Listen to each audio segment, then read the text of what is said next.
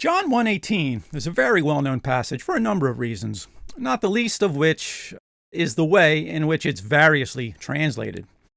And that controversy seems to center around the question, did John originally write theos, meaning God, or huios, meaning son? Let's look into that.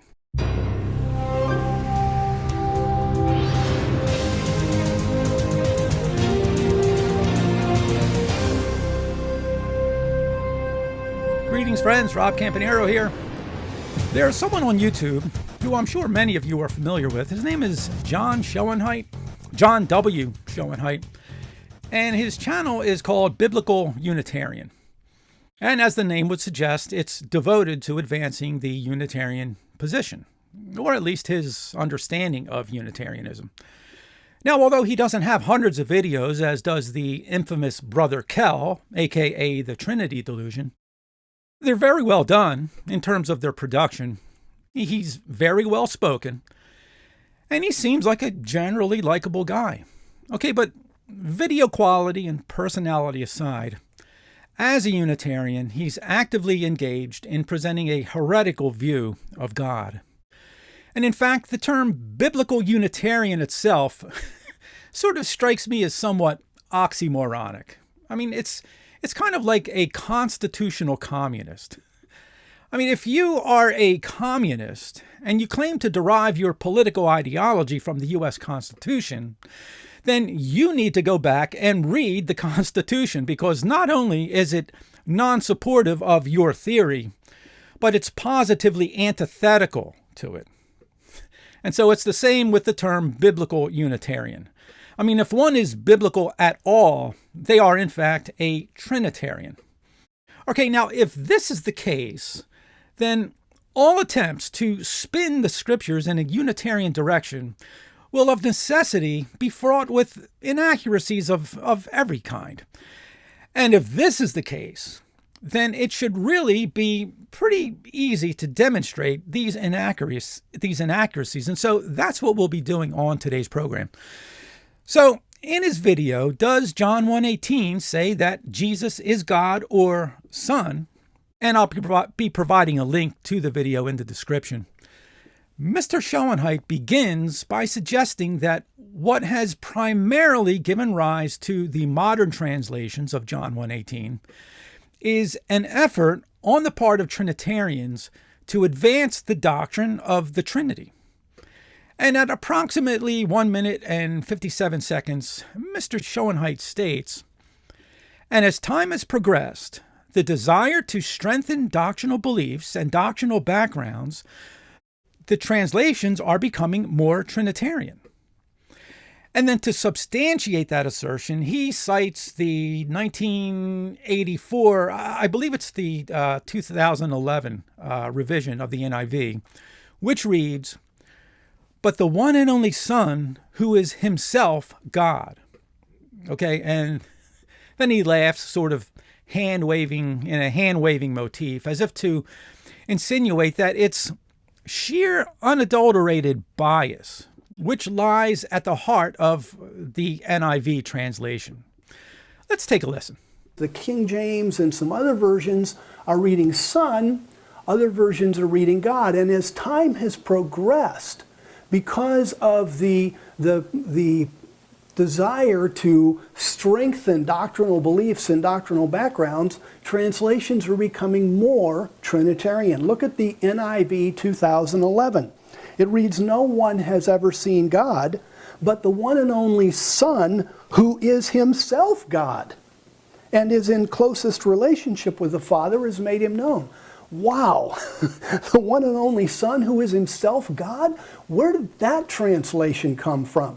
You see, that is, the editors of the NIV are very firmly convinced of the Trinity, and so they're bringing that belief into their version. Wow, where did that translation come from? I mean, my goodness, why don't you just translate it, Jesus Christ, the eternal, almighty, immutable God? Okay, well, first of all, laughter is not an argument. All right, but secondly, If Mr. Schoenheit is going to charge the translators of the NIV with tampering with the text by way of translation, then he needs to show us this by demonstrating the impossibility of translating it as the NIV translators have done, and not simply make accusations in a jocular fashion. Now, can Mr. Schoenheit do this? Well, the fact is he cannot, and here's why. In John 1:18, what we have is what's called a nominative of apposition. Okay, apposition simply means the juxtaposition of two nouns in the nominative case. And the nominative case is the case which indicates the subject of the sentence. Okay, in Greek, the subject of the sentence is always put into the nominative case. And what does the nominative of apposition mean grammatically? Well, to answer that, let's take a look at Daniel Wallace's work, Greek Grammar Beyond the Basics, where Wallace states, nominative in simple apposition, two adjacent substantives that refer to the same thing/person. Okay? Is that clear enough? Two adjacent substantives that refer to the same thing or person. So in John 1:18, we have monogenes, theos. Okay, both are nominatives, both are substantives, and both are adjacent to one another. So according to Wallace, both are the same person or thing. All right, so based on this information, how would we translate this into English? Well, we can translate it in a number of ways. We could translate it the one and only Son, namely God, the one and only Son who is God, the one and only Son who is himself God, as the NIV translators have done, or any way which would communicate the interchangeability between the substantives monogenes and theos. So, to the question, where did that translation come from? Well, it came from the Greek text. And so rather than jocularity, a more serious and scholarly approach to the whole issue would have been to deal with the issue of monogenes and whether or not the term is being used substantively so as to support the translation or adjectively. And the answer to that is there really is no definitive answer. I mean, the only thing we can do on a scholarly level is look at the internal and external evidence in support of either position. And what we know internally is that monogenes is used substantively just 4 verses earlier. So it's easy to imagine that John is employing the same substantival use in verse 18. Now, does that prove that the substantival use is in view? Oh, no, it doesn't. But what it does do is it answers the objection that there's no good reason to think that monogenes is functioning as a substantive in verse 18. Because the fact that it functions that way in verse 14 provides an excellent reason for adopting the substantival use in verse 18. So my point here is not to prove that the 2011 NIV is the de jure reading of John 1:18, but simply to expose the unscholarly approach Mr. Schoenheit takes in this video to the question of how John 1:18 is to be translated. Okay, that's number one. And number two, to refute the assertion that the 2011 NIV rendering of John 1:18 arises from some supposed clandestine effort on the part of NIV translators to advance the Trinitarian agenda. Okay, given the grammar of the passage and the internal evidence of the substantival use of monogenes, the rendering of the NIV is absolutely legitimate. And the question of where did that translation come from, in all seriousness, should not be a question that's asked by anyone involved in making YouTube videos against the Trinity doctrine. All right, now before we close out, I need to quickly address 2 other things, and the first is the translation one and only Son.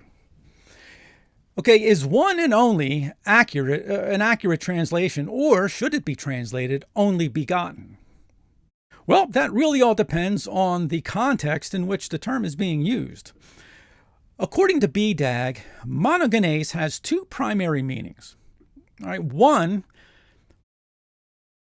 pertaining to being the only one of its kind within a specific relationship. And it can be translated one and only, or simply as only.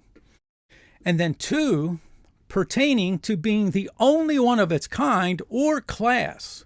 And it can be translated unique, in kind.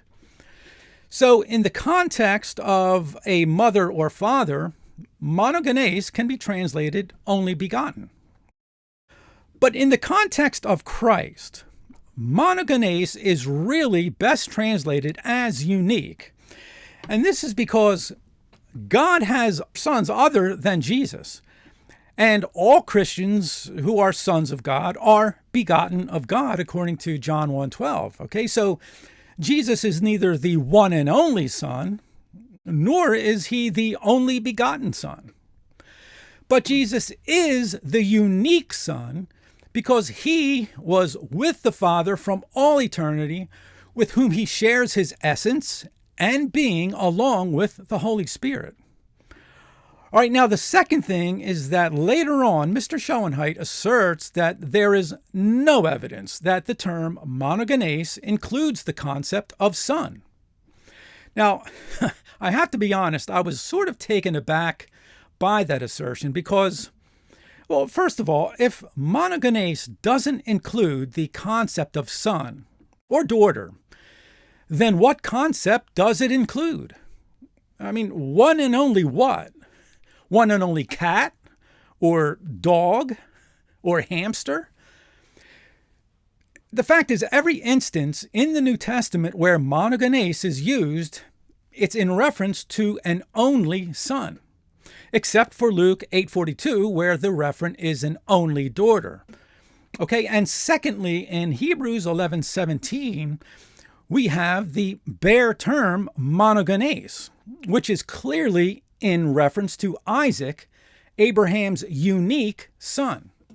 Okay, he's the unique son, not the only son, because we know Ishmael was conceived first before Isaac. Okay, the ESV reads, "By faith, Abraham, when he was tested, offered up Isaac, and he who had received the promise was in the act of offering up his only son." Okay, again, the word son is not in the text, but the concept is clearly included in the term monogenes, despite Mr. Schoenheit's assertions to the contrary. And so I won't take the time to cite the evidence from the Greek Septuagint, but even there, we have several instances where the bare term monogenes is used, where the concept of son or daughter is necessarily included. And in the apocryphal book of Tobit, the term appears in the plural with the necessary concept of children. So we'll end this portion of our study here, and the next time we'll consider Mr. Schoenheit's remarks in regards to the church fathers and their use of theos in John 1:18, as well as the versions or the other languages in which the New Testament was translated, and also the Greek manuscript tradition itself and how it's not only the Alexandrian text type which contains the reading theos, contrary to what our friend Mr. Schoenheit is telling us. So until the next time, thanks again for watching today, and God bless.